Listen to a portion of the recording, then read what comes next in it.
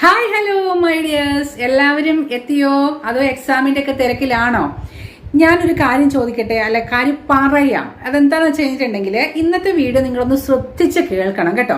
അത് കേട്ടതിന് ശേഷം നിങ്ങൾക്ക് എന്തെങ്കിലും ഒരു സൊല്യൂഷൻ ഞാൻ ഈ പറയുന്ന കാര്യത്തിൽ പറയാനുണ്ട് എന്നുണ്ടെങ്കിൽ, ആ കുട്ടിക്ക് പറഞ്ഞു കൊടുക്കാനുണ്ട് എന്നുണ്ടെങ്കിൽ ഇതിൻ്റെ താഴെ ഒന്ന് കമൻറ്റ് ചെയ്തേക്കണേ. ആ കുഞ്ഞിന് അത് വളരെ എന്താ പറയുക, ഒരു ഹെൽപ്പാവും. ശരിക്കും അത് എന്ത് ചെയ്യണം എന്നറിയാൻ പാടില്ലാത്ത ഒരു അവസ്ഥയിലൂടെ കടന്നു പോകുന്ന ഒരു മോളാണ്.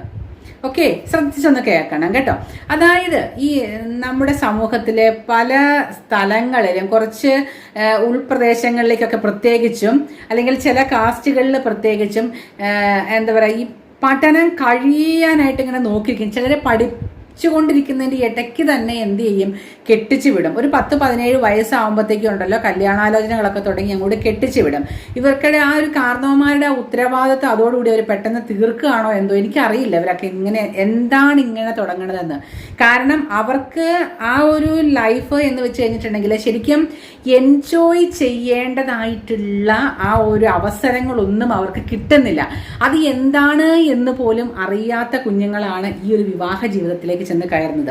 അവരുടെ മൈൻഡിൽ അതിനെക്കുറിച്ചുള്ള ചിന്തകൾ വരുന്നതേ ഉള്ളൂ. ഈ കേട്ടറിവുകളും നമ്മുടെ മൂവീസിലൊക്കെ കാണുന്നതും അങ്ങനെയുള്ള ലൈഫുകളൊക്കെ എന്താണ് എന്ന് അവർക്ക് അറിയില്ല. മറ്റുള്ളവരുമായിട്ടുള്ള കൂട്ടുകെട്ടുകൾ എന്താണ്, അല്ലെങ്കിൽ സൗഹൃദം എന്താണ്, അല്ലെങ്കിൽ എന്താ പറയുക, മരഞ്ചുറ്റി പ്രേമം എന്താണ്, ഇതൊന്നും അറിയില്ലാത്തൊരു പ്രായത്തിൽ, അതിലേക്കൊക്കെ വരുന്ന ഒരു പ്രായത്തിൽ ഇവരെ പിടിച്ചങ്ങോട്ട് കെട്ടിച്ചുവിടും. സ്വാഭാവികമായിട്ടും ഈ കുഞ്ഞുങ്ങളുടെ മനസ്സിൽ എന്തായിരിക്കും, വിവാഹമൊക്കെ കഴിഞ്ഞ് കഴിയുമ്പോൾ ഭർത്താവിൻ്റെ കൂടെ ഒന്ന് ലോകം ചുറ്റിയൊക്കെ ഒന്ന് നടക്കാം, എൻജോയ് ചെയ്യാം. ഇവർക്ക് ഇതുവരെ കിട്ടാതിരുന്ന ആ എന്താ പറയുക, സുഖ സൗകര്യങ്ങൾ എല്ലാം തന്നെ, സുഖങ്ങളും എല്ലാം തന്നെ, അതായത് ആ ഒരു ഫ്രണ്ട്ഷിപ്പ്, ശരിക്കും പറഞ്ഞൊരു കോളേജ് ലെവലിലേക്കൊക്കെ ചെല്ലുമ്പോഴാണ് നമ്മൾ ആഴത്തിലുള്ളൊരു ഫ്രണ്ട്ഷിപ്പും കാര്യങ്ങളൊക്കെ തിരിച്ചറിയുന്നത്. അതിലേക്കൊക്കെ എത്തുന്നതിന് മുന്നേ, അല്ലെങ്കിൽ ആ ഒരു +1 +2 ഒക്കെ കഴിയുമ്പോൾ തന്നെ ഈ ഒരു വിവാഹ ജീവിതത്തിലേക്ക് കടക്കുന്ന കുട്ടികൾ, അവരുടെ വിചാരം വിവാഹം കഴിഞ്ഞതിന് ശേഷം ഹസ്ബൻഡിൻ്റെ കൂടെയൊക്കെ ഒന്ന് കറങ്ങി അടിച്ചൊക്കെ നടക്കാം, അങ്ങനെയുള്ള പ്രതീക്ഷയിലൊക്കെ ഇവർ വിവാഹ ജീവിതത്തിലേക്ക് ചെന്ന് കാലെടുത്ത് വെക്കുന്നു. പക്ഷേ അതിന് നേരെ ഓപ്പോസിറ്റാണ് അവർക്ക് കിട്ടുന്നതെങ്കിൽ അവരുടെ അവസ്ഥ എന്തായിരിക്കും? ആ ഒരു പ്രായത്തിൽ അവർക്കത് ചിന്തിച്ച് വിവേചന ബുദ്ധിയോട് തിരിച്ചറിഞ്ഞ് അങ്ങനെ ജീവിതം മുന്നോട്ട് കൊണ്ടുപോകാനായിട്ടുള്ള യാതൊരു കഴിവില്ല എന്ന് വേണം പറയാനായിട്ട്. 17 വയസ്സെന്നൊക്കെ പറയുമ്പോഴത്തേക്കും അങ്ങനെയുള്ള കഴിവുകളൊന്നും ആ കുഞ്ഞുങ്ങൾക്ക് വന്ന് തുടങ്ങുകയില്ല. അപ്പോൾ അതുകൊണ്ട് തന്നെ ഇവർ ആകെ അങ്ങോട്ട് പകച്ചു പോവും. എന്താണ് ഇവിടെ സംഭവിക്കുന്നത്? ഭയങ്കര മെച്യൂരിറ്റിയോട് കൂടിയിട്ടുള്ള ഒരു ലൈഫിലേക്ക് അങ്ങോട്ട് ചെന്ന് ചാടുമ്പോഴത്തേക്കുണ്ടല്ലോ ഇവർക്ക് എന്താ പിന്നെ ചെയ്യണ്ടേന്ന് അറിയാൻ പറ്റാത്തൊരവസ്ഥ. പിന്നെ വേണ്ടാതെയും നമ്മൾ ആ ഒരു ലൈഫിനോട് അങ്ങോട്ട് പൊരുത്തപ്പെട്ടു പോകുന്നു. അങ്ങനെ ഒരു കുട്ടി കല്യാണമൊക്കെ കഴിഞ്ഞിട്ട് സാമ്പത്തികം കുഴപ്പമൊന്നുമില്ല, അത്യാവശ്യം നല്ല സാമ്പത്തികമുള്ള ഒരു വീട്ടിലേക്ക് കെട്ടിച്ചു വിട്ടു. ഇവരുടെ കാരണവന്മാരെന്ന് വെച്ചിട്ടുണ്ടെങ്കിൽ നോർമൽ ഒരു കുടുംബമായിരുന്നു. അതിനുശേഷം ഇവർ വിദേശത്തേക്ക് പോയി. വിദേശത്തേക്ക് ചെന്നത് ഈ ഹസ്ബൻഡിൻ്റെ ഇതിലെ ഫാമിലി വിസയിലാണ് ഇവർ പോകുന്നത്. വിദേശത്ത് ചെന്ന് അവിടെ നിന്ന് ഇവള് പഠിച്ച് ഒരു ജോലിക്ക് കയറി കേട്ടോ.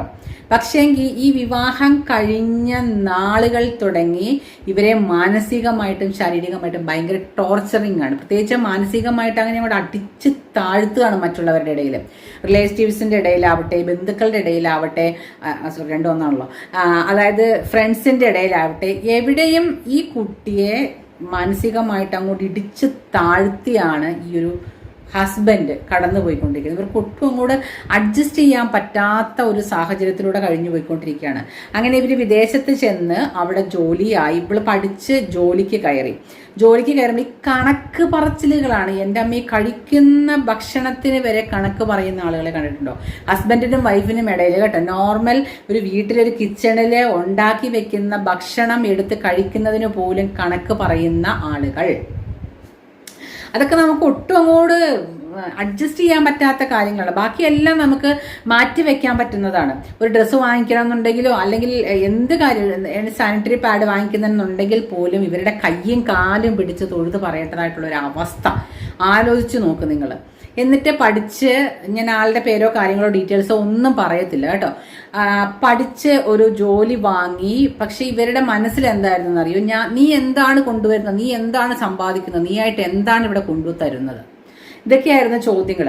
അപ്പോൾ ഈ കുഞ്ഞിൻ്റെ മനസ്സിൽ ഓട്ടോമാറ്റിക്കലി വന്നു പോയതാണ്, ഇവർ ജോലി എടുത്ത് ആ കിട്ടുന്ന സാലറി ഇയാളുടെ കയ്യിൽ കൊണ്ടുപോയി കൊടുത്തു കഴിഞ്ഞിട്ടുണ്ടെങ്കിൽ ആ ഒരു സന്തോഷം, അവൾ ജോലി എടുക്കുന്നതെല്ലാം എൻ്റെ അടുത്ത് കൊണ്ട് തരുന്നുണ്ടല്ലോ എന്നുള്ള വിചാരത്തിലെങ്കിലും ഇവളെ കെയർ ചെയ്യും, ഇവളെ പ്രൊട്ടക്റ്റ് ചെയ്യും, അല്ലെങ്കിൽ ഇവളെ സന്തോഷത്തോടു കൂടിയിട്ട് സ്വീകരിക്കും എന്നുള്ള ധാരണയിൽ ഇവൾ ജോലി കിട്ടിയ അന്ന് മുതൽ 5 പൈസ എടുക്കാതെ ഈ മനുഷ്യൻ്റെ കയ്യിൽ കൊണ്ടുവന്ന് കൊടുക്കും. ഉപ്പ് മേടിക്കാനും എണ്ണ മേടിക്കാനും സോപ്പ് മേടിക്കാനും ജീപ്പ് മേടിക്കാനും എല്ലാത്തിനും കണക്കുകളാണ്.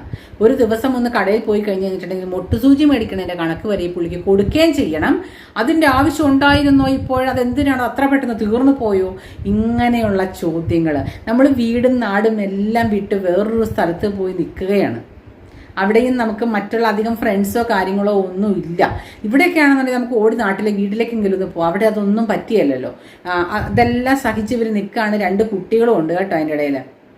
ഈ കുഞ്ഞുങ്ങൾക്ക് പോലും ഒരു മിഠായി വാങ്ങിച്ചു കൊടുക്കാനോ, അല്ലെങ്കിൽ ഇവരെ അവിടെയൊക്കെയെന്ന് വെച്ച് കഴിഞ്ഞിട്ടുണ്ടെങ്കിൽ വീക്കെൻഡൊക്കെ ആകുമ്പോഴത്തേക്കും എല്ലാവരും ഫാമിലി ആയിട്ട് പുറത്തു പോയി അടിച്ചു പൊളിച്ച് നടക്കുന്ന, നമ്മുടെ മലയാളി ഇവിടത്തെ പോലെ ഒന്നും അല്ലല്ലോ അവിടെ, അടിച്ചു പൊളിച്ച് നടക്കുന്ന ഒരു സാഹചര്യമാണ്. ഈ കുഞ്ഞുങ്ങൾ സ്കൂളിൽ ചെല്ലുമ്പോൾ അവിടെ മറ്റു കുട്ടികൾ ഇങ്ങനെ എൻജോയ് ചെയ്ത് പോകുന്നു, ഇവരെ മാത്രം വീട്ടിൽ ഇങ്ങനെ അടച്ച് പൂട്ടിയിരിക്കണോ. അതൊക്കെ ഭയങ്കരമായിട്ടും ബുദ്ധിമുട്ടുകൾ ഉണ്ടാക്കി ഈ കുഞ്ഞുങ്ങളെ സംബന്ധിച്ച്. അവർക്കത് ഭയങ്കര ബുദ്ധിമുട്ടായിരുന്നു. അപ്പം ഇവർക്ക് മാനസികമായിട്ട് ഭയങ്കര വിഷമം വന്നു. എങ്ങനെ എൻ്റെ കുഞ്ഞുങ്ങളെ ഒന്ന്, അതായത് ഇവരുടെ നല്ല കാലം ഇവർക്ക് നഷ്ടപ്പെട്ടു, ജീവിതത്തിൻ്റെ നല്ല കാലം നഷ്ടപ്പെട്ടു. 10-17 വർഷം ഈ മനുഷ്യൻ്റെ കൂടെ താമസിച്ചിട്ടും സന്തോഷം എന്ത് എന്നുള്ളത്, സമാധാനം എന്ത് എന്നുള്ളത് ഇവർക്ക് കിട്ടിയിട്ടില്ല. നിന്നെ എനിക്ക് ആവശ്യമില്ല എന്ന് പോലും ഓപ്പണായിട്ട് പറഞ്ഞ ഒരു ഹസ്ബൻഡ്. പക്ഷേ ഈ കുഞ്ഞുങ്ങൾക്ക് വേണ്ടിയിട്ട് മാത്രം ഇവരിവിടെ പിടിച്ചു നിൽക്കുന്നു. കാരണം ഇവർക്ക് ശരിക്കും പറഞ്ഞിട്ടുണ്ടെങ്കിൽ ഇപ്പോൾ ഇൻഡിപെൻഡൻ്റ് ആയിട്ട് നിൽക്കാൻ പറ്റുന്ന ഒരു സാമ്പത്തിക സ്ഥിതി ഇവർക്കുണ്ട്, നല്ലൊരു ജോബുണ്ട് ഇവർക്ക്. പക്ഷേങ്കിൽ ഇവർ ചിന്തിക്കുന്ന എന്താണെന്നറിയാവോ, ഈ കുടുംബത്തിൽ നിന്ന് ഞാൻ ഈ കുഞ്ഞുങ്ങളെയും പറിച്ചുകൊണ്ട് പോയി കഴിഞ്ഞ് കഴിഞ്ഞിട്ടുണ്ടെങ്കിൽ അവർക്ക് അച്ഛനെ നഷ്ടപ്പെടില്ലേ, ആ ഒരു സ്നേഹം നഷ്ടപ്പെടില്ലേ, അല്ലെങ്കിൽ ആ ഒരു ഞാൻ പിന്നീട് എനിക്ക് അങ്ങനെ കേൾക്കേണ്ടി വരില്ലേ, അങ്ങനെയുള്ള ചിന്തകൾ. ഇവർക്കൊരു വയ്യായിക വന്നാൽ ഞാൻ എന്ത് ചെയ്യും, അതാ ഒരു കടന്നു പോകുന്ന ആ ബുദ്ധിമുട്ടുകളിലൂടെ കടന്നു പോകുന്നത് കൊണ്ടാണ് ഈ കുഞ്ഞിന് അത്രയും ധൈര്യമില്ല ഇവർക്ക്. ഒറ്റയ്ക്ക് നിൽക്കാനായിട്ടുള്ളൊരു ധൈര്യം കിട്ടുന്നില്ല. അങ്ങനെയൊക്കെ വന്നാൽ ഞാൻ എന്ത് ചെയ്യും, അങ്ങനെയൊക്കെ ഒരു ചിന്ത ഇവരിലേക്ക് വന്നു. ഇടയ്ക്ക് ചില സമയങ്ങളിൽ ഡിപ്രഷന് വരെ മരുന്ന് കഴിക്കേണ്ട സ്റ്റേജിലേക്ക് എത്തി ഇവർ. കാരണം അതുപോലെയാണ് ഇവരെ ടോർച്ചർ ചെയ്യുന്നത്. ഈ കുഞ്ഞുങ്ങൾക്ക് സ്കൂളിൽ ചെല്ലുമ്പോഴത്തേക്കും ഭയങ്കര വിഷമമാണ്. കാരണം ഇവരെ ഒന്ന് പുറത്ത് കൊണ്ടുപോകില്ല. എങ്ങാനും കാല് പിടിച്ച് ഇവരെ ഒന്ന് പുറത്ത് കൊണ്ടുപോയി കഴിഞ്ഞാലുണ്ടല്ലോ 100 കണക്ക് എന്തെങ്കിലും ഒരു ഭക്ഷണം ഓർഡർ ചെയ്ത് കഴിഞ്ഞാൽ അതെന്തിനാ ഇപ്പോൾ വാങ്ങിയത്, അതിൻ്റെ ആവശ്യം എന്തെന്നാണ്, ആ കഴിച്ച ഭക്ഷണത്തിൻ്റെ കണക്ക്, അതിൻ്റെ എമൗണ്ടിനനുസരിച്ചിട്ട് അത് ഈ കൊടുക്കുന്ന ഇയാൾ പുറത്തേക്ക് പോകുമ്പോൾ ഈ മനുഷ്യൻ ഇവരുടെ കൂടെ പോരുന്നു എന്നുള്ളതല്ലാതെ 5 പൈസയെ പുള്ളിക്ക് ചിലവില്ല കേട്ടോ. കാരണം ഈ കുട്ടികളുടെ വിദ്യാഭ്യാസവും സർവത്ര ചിലവും നടത്തുന്നത് ഈ ഭാര്യയാണ്. ഇയാൾ വെറുതെ ഒരു ഭർത്താവ് എന്ന രീതിയിൽ ഇങ്ങനെ ഒരു പേരിന് ഇങ്ങനെ വീട്ടിലുണ്ടാവും എന്ന് മാത്രം. അതും പോരാഞ്ഞിട്ട് കുടിച്ച് കുത്താടി ശരിക്കും പറഞ്ഞു കഴിഞ്ഞിട്ടുണ്ടെങ്കിൽ ബോധമില്ലാണ്ടാണ് ചില ദിവസങ്ങളിൽ വീട്ടിലേക്ക് കയറി വരുന്നത്. ഇപ്പം ഇവർക്ക് എന്നെ ശരിക്കും പറഞ്ഞാൽ മാനസികമായിട്ട് അത്രയധികം തകർന്ന അവസ്ഥയിലാണ് എന്നെ വിളിക്കുന്നത്. അവർക്ക് എന്നോട് ചോദിക്കുന്ന ചോദ്യങ്ങൾക്ക് എല്ലാത്തിനും എനിക്ക് മറുപടി പറയാനും പറ്റുന്നില്ല. കാരണം അവിടുത്തെ സാഹചര്യം എന്തെന്നുള്ളത് എനിക്കറിയില്ല. അപ്പം അതുകൊണ്ടാണ് ഞാൻ നിങ്ങളോട് ചോദിക്കുന്നത്, നിങ്ങൾക്ക് ആ കുട്ടിയുടെ കാര്യത്തിൽ എന്തെങ്കിലും ഒരു സജഷൻ പറയാനുണ്ട് എന്നുണ്ടെങ്കിൽ ഒന്ന് പറഞ്ഞു കൊടുക്കുക. അതായത് അവർ ചോദിക്കുന്നതാണ്, അവർക്ക് ഇപ്പോൾ ഈ ഒരു ജീവിതത്തിൽ നിന്നും എങ്ങനെയെങ്കിലും ഒന്ന് രക്ഷപ്പെട്ടു പോകണമെന്നുണ്ട്. അവർക്ക് ഇവരുടേതായിട്ടുള്ള യാതൊന്നും വേണ്ട, ഭാഗമോ അല്ലെങ്കിൽ ക്യാഷോ ഒന്നും വേണ്ട. ഈ കുഞ്ഞുങ്ങളെ മാത്രം ഒന്ന് വിട്ട് കിട്ടിയാൽ മതി. കാരണം ഇവരെല്ലാവരും ആ പുള്ളിയുടെ കെയർ ഓഫ് വിസയിലാണല്ലോ നിൽക്കുന്നത്. അപ്പോൾ ഇവർക്ക് ഇപ്പം വേറെ ഒരു ഫ്ലാറ്റിലേക്ക് മാറണമെന്നുണ്ടെങ്കിൽ പോലും ഈ കുഞ്ഞുങ്ങളെ ഇയാൾ വിട്ടുകൊടുക്കുമോ, അല്ലെങ്കിൽ കുഞ്ഞുങ്ങളുടെ വിസ അത് ക്യാൻസൽ ചെയ്തിട്ട് ഇതിനകത്തേക്ക് ആക്കണമെന്നുണ്ടെങ്കിൽ എന്ത് ചെയ്യണം എന്ന് ഇവർക്കൊരു ഐഡിയ കിട്ടുന്നില്ല. അതിനെന്ത് ചെയ്യും, ഇയാളത് സൈൻ ചെയ്ത് കൊടുത്തില്ല എന്നുണ്ടെങ്കിൽ എന്ത് ചെയ്യും, ഇതൊക്കെയാണ് ഇവരുടെ ടെൻഷൻ. കാരണം ഇയാളുടെ കൂടെ നിർത്തിയിട്ട് പോയി കഴിഞ്ഞു കഴിഞ്ഞിട്ടുണ്ടെങ്കിൽ വെളിവില്ലാതെ കയറി വരുന്ന ഒരു അച്ഛനാണ്. ഒരാളെയും വിശ്വസിക്കാൻ പറ്റത്തില്ല. ഇയാളുടെ കൂടെ വേറെ ആരെങ്കിലും വന്നാൽ എന്ത് ചെയ്യും? കാര്യം ഇവർ വിദേശത്താണ്, ദുബായിലൊക്കെയാണ്. അവിടെയൊക്കെയെന്ന് വെച്ചിട്ടുണ്ടെങ്കിൽ ശരിക്കും പറഞ്ഞു കഴിഞ്ഞിട്ടുണ്ടെങ്കിൽ നിയമം കർശനമാണ്. പക്ഷേ ഒരു കാര്യം നടന്നതിന് ശേഷം നിയമം തേടിപ്പോയി, നിയമസാധ്യത തേടിപ്പോയതിന് ശേഷം കൊണ്ട് കാര്യമില്ല. അത് വരാതിരിക്കാനുള്ള കാര്യങ്ങളല്ലേ ഇവർ നോക്കുന്നത്. അപ്പോൾ ഈ കുഞ്ഞുങ്ങളെ വിട്ടിട്ട് ഇവരൊരു കാരണവശാലും പോവുകയില്ല. ഇവരെ കൂടെ കൊണ്ടുപോകാനായിട്ട് എന്താണ് ഒരു മാർഗം എന്ന് അവർക്ക് അറിയില്ല. ശരിക്കും പറഞ്ഞു കഴിഞ്ഞിട്ടുണ്ടെങ്കിൽ മടുത്തു, അത്രമാത്രം മടുത്തു ഈ ഒരു ജീവിതം എന്ന് വെച്ചാൽ. നമുക്ക് നാട്ടിലൊക്കെ ആണെന്നുണ്ടെങ്കിൽ നമുക്ക് എങ്ങോടെങ്കിലും ഒന്ന് ഓടി പോകണമെങ്കിൽ പോകാം. പക്ഷെ അവിടെ ഭയങ്കര നിയമങ്ങളൊക്കെ ഭയങ്കര കർശനമല്ലേ. അപ്പം അങ്ങനെയുള്ള കാര്യങ്ങളിലൊക്കെ ഭയങ്കര കൺഫ്യൂഷനിലിരിക്കുകയാണ്. സാമ്പത്തികമായിട്ട് ഇവരിപ്പോൾ ഓക്കെയാണ്. ഇപ്പോഴും ഈ കുഞ്ഞുങ്ങളുടെ സർവത്ര ചെലവുകളും ഇവരാണ് നോക്കിക്കൊണ്ടിരിക്കുന്നത്. ഇനി ഇവർക്ക് വേണ്ടത് സെപ്പറേറ്റ് ഒരു ഷെൽട്ടർ ഒരുക്കിയെടുക്കുക എന്നുള്ളതാണ്. അപ്പം അതിലേക്ക് വേണ്ടിയിട്ട് എന്തെങ്കിലും ഒരു നിയമോപദേശമോ അല്ലെങ്കിൽ എന്തെങ്കിലും ഒരു ഉപദേശമോ നിങ്ങൾക്ക് കൊടുക്കാനുണ്ട് എന്നുണ്ടെങ്കിൽ ഈ അച്ഛൻ്റെ കീഴിൽ നിന്നും ഈ കുഞ്ഞുങ്ങളെ വിട്ട് കിട്ടാൻ വേണ്ടിയിട്ട് എന്ത് ചെയ്യണം എന്ന് നിങ്ങൾക്ക് ആർക്കെങ്കിലും അറിയാമെന്നുണ്ടെങ്കിൽ താഴെ ഒന്ന് കമൻറ്റ് ചെയ്യണേ. ഒരു ജീവിതമാണ്, ഇത്രയും വർഷം 10-17 വർഷം അയാളുടെ കൂടെ നിന്ന് പൊരുതിയിട്ടും അവസാനം അവരുടെ മൈൻഡ് കൈവിട്ട് പോയി തുടങ്ങി, ഒന്നുമില്ലാത്തൊരു സ്റ്റേജിലേക്ക് പോകും എന്ന ഒരു സിറ്റുവേഷനിൽ വന്നപ്പോഴാണ് എങ്ങനെയെങ്കിലും ഈ കുഞ്ഞുങ്ങളെ കൊണ്ടൊന്ന് രക്ഷപ്പെട്ടാൽ മതി എന്നൊരു ചിന്ത അവരിൽ വന്നത്. ഇവരുടെ വീട്ടുകാർക്ക് അറിയാം കേട്ടോ. അവർ വീട്ടുകാരോടൊക്കെ പറഞ്ഞിട്ടുണ്ട് കുഞ്ഞിന് ഈ കുട്ടിക്ക് ഉള്ളത് അമ്മ അതായത് കസിൻ ബ്രദേഴ്സ് സിസ്റ്റേഴ്സ് അങ്ങനെയൊന്നുമില്ല. ഇവർക്ക് ചോദിക്കാൻ ആകെയുള്ളത് അച്ഛനും അമ്മയൊക്കെയാണ്. അപ്പോൾ അവർ ഇവരുടെ കൂടെ സപ്പോർട്ടാണ്. പക്ഷെ നാട്ടിലിരുന്ന് അവർ സപ്പോർട്ട് ചെയ്തതുകൊണ്ട് കാര്യമില്ലല്ലോ, വിദേശത്തെ കാര്യമാണ്. അവർക്കൊന്ന് സെപ്പറേറ്റ് ചെയ്ത് താമസിക്കണമെന്നുണ്ടെങ്കിൽ എന്ത് ചെയ്യണം? അപ്പം നിങ്ങൾ പുറത്തുനിന്നുള്ളവരിത് കാണുന്നുണ്ടെന്ന് എനിക്കറിയാം, നാട്ടിലുള്ളവരും ഉണ്ടെന്ന് എനിക്കറിയാം. നിയമോപദേശം തേടാൻ പറ്റുന്ന ആരെങ്കിലുമൊക്കെ ഉണ്ടെന്നുണ്ടെങ്കിൽ ഒന്ന് പറഞ്ഞു കൊടുക്കുക. ഒരുപാട് കഷ്ടത്തിലാണ് മിക്കവരും അവർ. പക്ഷെ പുറമേ നിന്ന് നോക്കുമ്പോൾ ഇവർക്ക് യാതൊരു കുഴപ്പമില്ല. മറ്റുള്ളവരുടെ മുന്നിൽ അയാളെ നാണം കെടുത്തണ്ട എന്ന ഒരു മൈൻഡ് ഇപ്പോഴും അവർക്കുണ്ട്. അപ്പം അതുകൊണ്ട് വേറെ ആരോടും ഇവരൊന്നും ഷെയർ ചെയ്യുന്നില്ല. പിന്നെ ഞാൻ പറഞ്ഞു കുറച്ച് ഫ്രണ്ട്സും കാര്യങ്ങളൊക്കെ വേണം ഇങ്ങനെയുള്ള സാഹചര്യത്തിൽ നമ്മുടെ മൈൻഡ് ഒന്ന് ഫ്രീ ആവാനായിട്ട്. അപ്പം ഇവർ പറയുന്നത് എന്ന് കാണിച്ചിട്ടുണ്ടെങ്കിൽ പിന്നെ അതിനകത്ത് ശ്രദ്ധിക്കേണ്ട കാര്യം വെച്ചിട്ടുണ്ടെങ്കിൽ നമുക്ക് ലേഡീസ് ആണെങ്കിലും ജെൻസ് ആണെന്നുണ്ടെങ്കിലും നമുക്ക് അത്രയ്ക്കും വിശ്വാസമുള്ളവരുടെ അടുത്ത് മാത്രമേ നമ്മളുടെ എല്ലാ കാര്യങ്ങളും തുറന്ന് പറയാവുള്ളൂ. അല്ലാത്തവരുടെ മുന്നിൽ നമ്മൾ വിഷമങ്ങൾ കാണിക്കരുത്. നമ്മൾ അവരുടെ മുന്നിൽ ഭയങ്കര ഹാപ്പി ആയിരിക്കണം. നമ്മൾ പറഞ്ഞാൽ മാത്രമേ നമുക്ക് ഇത്രയധികം വിഷമങ്ങൾ ഉണ്ട് എന്ന് മൂന്നാമതൊരാൾ അല്ലെങ്കിൽ രണ്ടാമതൊരാൾ അറിയാൻ പാടുള്ളൂ. കാരണം അതിപ്പോൾ ലേഡീസ് ആണെങ്കിലും ജെൻസ് ആണെങ്കിലും നമ്മളെ ഏതെല്ലാം രീതിയിൽ ഇവർ മിസ്യൂസ് ചെയ്യും എന്ന് പറയാൻ പറ്റത്തില്ല. നമുക്കിങ്ങനെ ഇഷ്യൂ ഉണ്ടെന്ന് അറിയുമ്പോഴത്തേക്കും അവരുടെ നമ്മളിലേക്കുള്ള സമീപനം പല രീതിയിലായിരിക്കും. അല്ലെങ്കിൽ നല്ല ധൈര്യമുള്ളവരായിരിക്കണം. നിർത്തേണ്ടവരെ ആ ഒരു സ്പേസ് ഇട്ട് അവിടെ നിർത്താൻ പറ്റണം. നിൽക്കാൻ ആ ഒരു ഡിസ്റ്റൻസിൽ നിർത്താനായിട്ട് കഴിവുള്ളവരാണെന്നുണ്ടെങ്കിൽ മാത്രം കുഴപ്പമില്ല. അവിടെ നിന്ന് വരുന്ന സമീപനം എങ്ങനെയാണ് എന്നറിഞ്ഞിട്ട് അത് ശരിയല്ല എന്നുണ്ടെങ്കിൽ 1-2 പ്രാവശ്യം നമുക്ക് ശരിയല്ലാത്തൊരു നോട്ടമോ സംസാരമോ ഒരു ടച്ചോ ഇവരിൽ നിന്നുണ്ടായി കഴിഞ്ഞാൽ അത് അവിടെ കൊണ്ട് സ്റ്റോപ്പ് ചെയ്യാനായിട്ട് നമുക്ക് കഴിവുള്ളവരായിരിക്കണം. അങ്ങനെയെങ്കിൽ മാത്രമേ ഇങ്ങനെയുള്ള കാര്യങ്ങൾ മറ്റുള്ളവരോട് ഷെയർ ചെയ്യാൻ പോകാവുള്ളൂ. അല്ലെങ്കിൽ അത് ഒരുപാട് ഗുണത്തേക്കാളേറെ ദോഷം ഉണ്ടാക്കുന്ന ഒരു കാര്യമാണ്.